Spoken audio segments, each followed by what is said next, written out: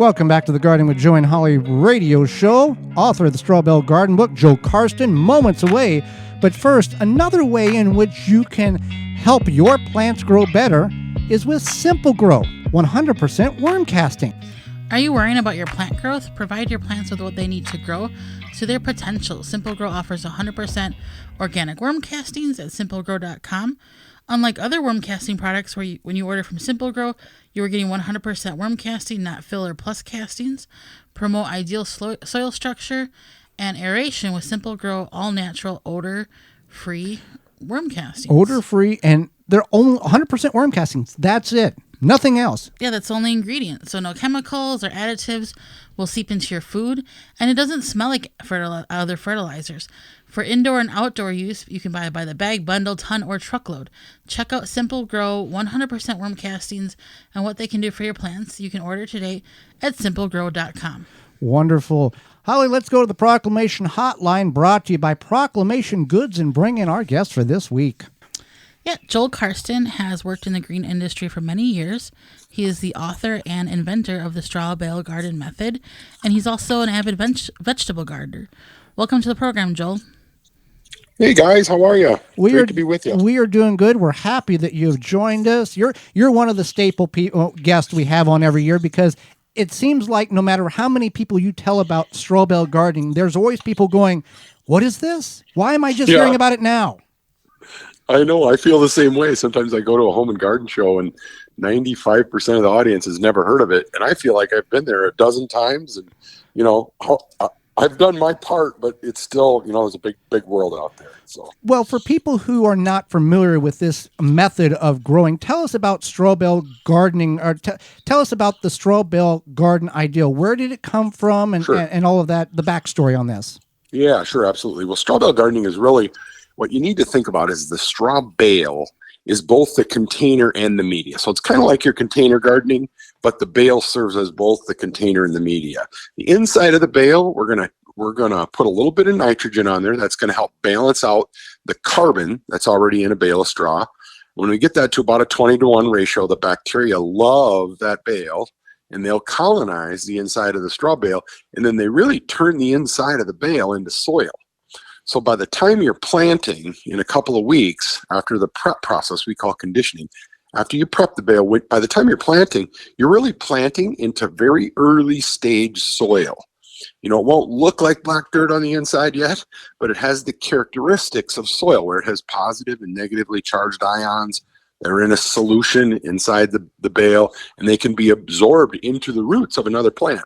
So you don't have to add any soil. I get that question all the time. Do I need to add dirt into the bale? No, you don't need to do that. The inside of the bale actually becomes soil. So it's a real simple way to garden. There's a lot of advantages to it as well.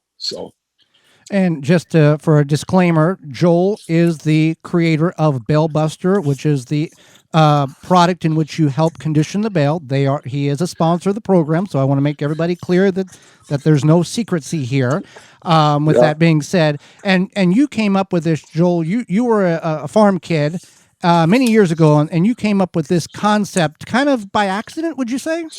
Yeah, they always say necessity is the mother of invention.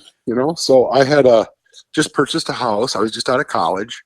This was many years ago. I'm getting a lot of gray hair now, Joey. So this was 30 years ago. I've been doing Strawbell gardening for 30 years, which doesn't seem like, seems like yesterday, but a long time. I just got out of college. I bought a house, and it turns out I had about 1 inch of topsoil. And that wasn't enough to have a garden. And I just graduated college and just bought a house. I didn't have 2 nickels to rub together, not to mention $200 to build raised beds. So I thought about the days when I was young on the farm. I used to grow up on a dairy farm. We used to have a bale of straw or bale of hay that would lay against the barn. And a year after it sat there, great big thistles would grow out of that decomposing bale. And I thought, why wouldn't tomatoes and peppers grow out of a decomposing bale like that? So I did a bunch of experiments. And like I said, that was 30 years ago. The first 15 years, nobody cared about my Strawbell gardening. And now the last 15 years, people can't get enough of it. So isn't that how it goes? You never know how the timeline will work. Now, do people just put their plants in the bales? Do they hope for the best? Or is there a method to growing in the straw bales?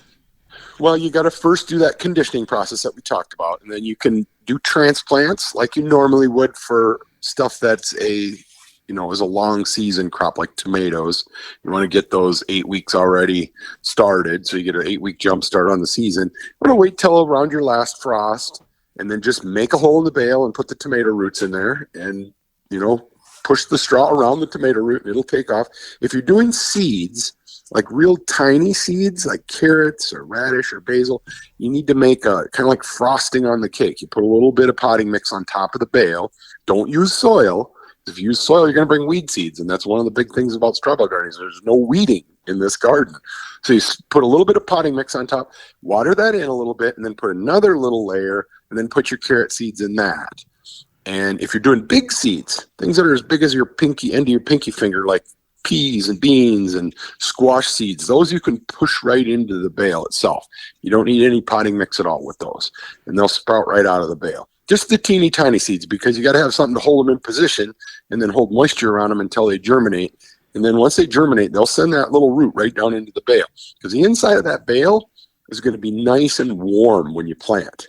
Where your soil's still 50, 55 degrees, inside of the bale could be 80 or 90 degrees on the day you plant. So that's one of the other big advantages of Strawbell gardening. And you sell a product, and first of all, I consider a straw bale being wheat stubble, but there's other varieties of straw out there, and you can explain that. But also, you sell a product you created a product called Bale Buster.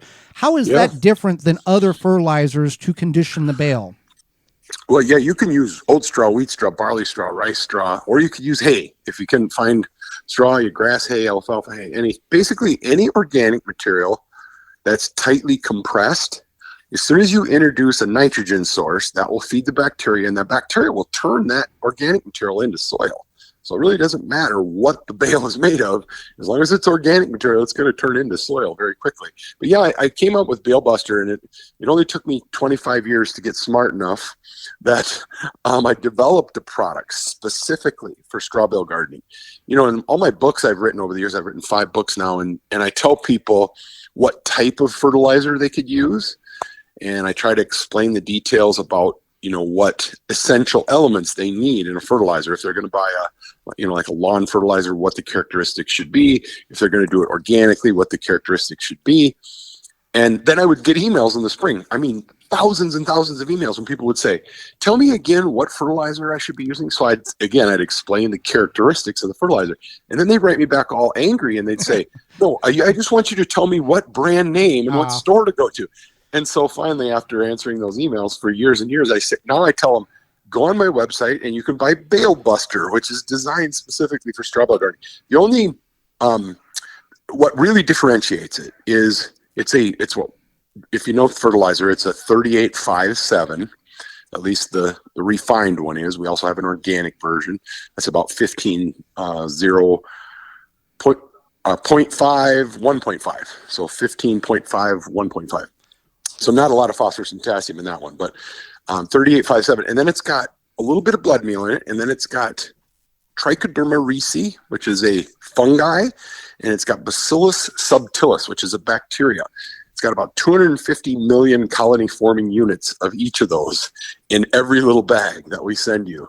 So it really helps activate the decomposition process in that bale, and really decomposes it nicely and quickly, making it into soil. So people seem to love it. We get great reviews. We sell the stuff like it's going out of style this time of year. So fantastic. So we are talking with Joel Karsten, the author and inventor of the Strawbell Garden method. So concern about using bales for many people is them being sprayed with pesticides. How would one know if they have been sprayed with pesticides, or what is the likeliness of that happening? It's not very likely at all. Sometimes they're sprayed with a herbicide like glyphosate or something like that in the dry down period, but the half-life of that's about 72 hours.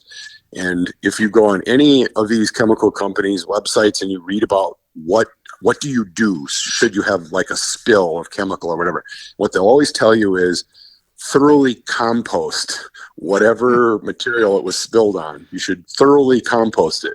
And so basically grow bacteria in it, and the bacteria will metabolize any of those hydrocarbon chains that remain. And that's exactly what we're doing in our straw bales, is we're building up bacteria, colonizing the whole bale with bacteria. And so if there were any residue left in there, that bacteria is going to very thoroughly metabolize that residue.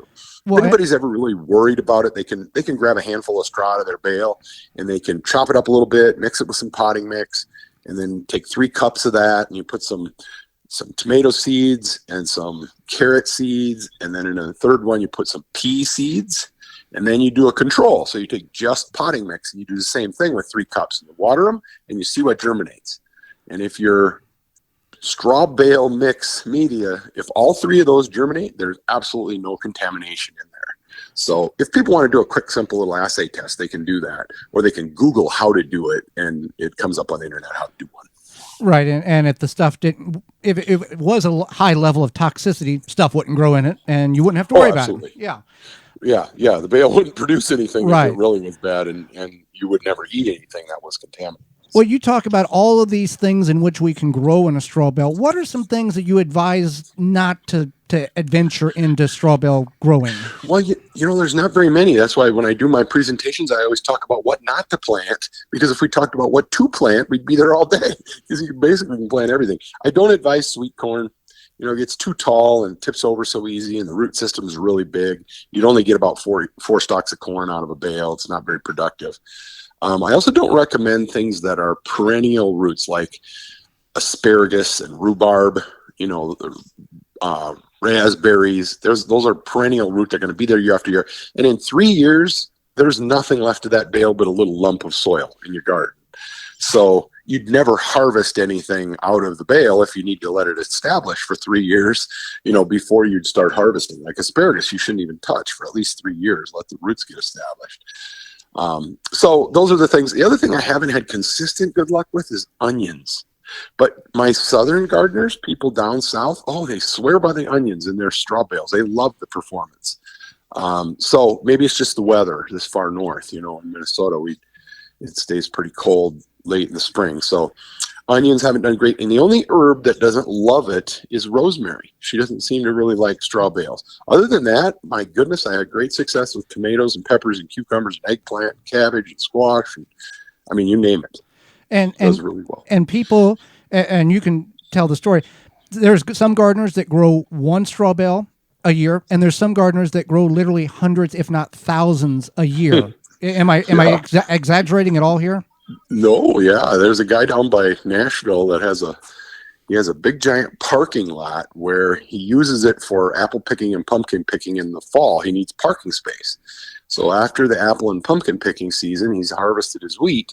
He takes wheat bales and covers his whole parking lot with 1,000 bales of wheat straw. And then in the spring, he puts his drip tape down, you know, drip water system, and he plants all those bales out with vegetables, seeds. And then when you come to his farm, he hands you, you know, it's like one of these roadside farms. You can take vegetables that he's already picked, or he'll hand you a bucket and you can go harvest your own vegetables out of the you-picked vegetable garden in the parking lot. And then when you're done, he weighs the bucket, and that's how he charges you. So, yeah, he's a good example of 1,000 bales, and he does that every year. But I have a lot of people. One lady down in Tennessee did 3,000 bales. So I never saw her garden, but it was more a commercial production, you know, than just a backyard garden at 1,000 bales. Right. 3,000 bales. When you say 2,000 or 3,000 bales, I'm thinking that's a hot, long week, and it's 105 degrees, and I've been there and done that, and I'm sure you have too, and it's not fun. Yeah, that's for sure. We're referring to in the field baling this up with the dust blowing in your face. That's what I'm referring to. Yeah, that's right. You know, the worst job, Joey, was not baling on the baling rack. That job wasn't so bad. It was being up in the barn when we had to stack the bales. That was the worst, because there's always wasps floating around your head, and it's dusty and it's hot up there. Yep, no wind and 117 degrees. Yeah, and that was the worst job, was being in the barn. Yeah. Anyway. Well, with that being said, we really enjoy having you on the program, like always. And how can people find out more about your book, The Bale Buster? Where can they find all that information? Yeah, I appreciate you guys having me on too. It's always fun to be on with you. The best place is our website. We have a relatively new website. Maybe people may not have been to it, but all of our websites basically steer you to it now. It's called strawbellgardenclub.com. And it sounds like a private club. It's not a private club. Anybody can come and join us. It's just we do make you register because we got to keep the spammers off of our website. We have a forum on there where you can ask questions and get answers. And if we don't make you register, then everybody tries to sell sunglasses on our website. So, so we make you register. But there's great information. We have almost 100 videos on our website that people can watch for free. So yeah, they can really learn a lot on strawbellgardenclub.com. We also have a shop there. Of course, they can buy Bale Buster if they want to, or books or whatever. So. Well, Joel, we greatly appreciate the time you've offered us, and always it's a pleasure to have you on, and we learn something new every time you're on the program. So thank you very much for that. Thanks so much, guys. Have a great garden season. Absolutely. For more information, please visit thewisconsinvegetablegardener.com.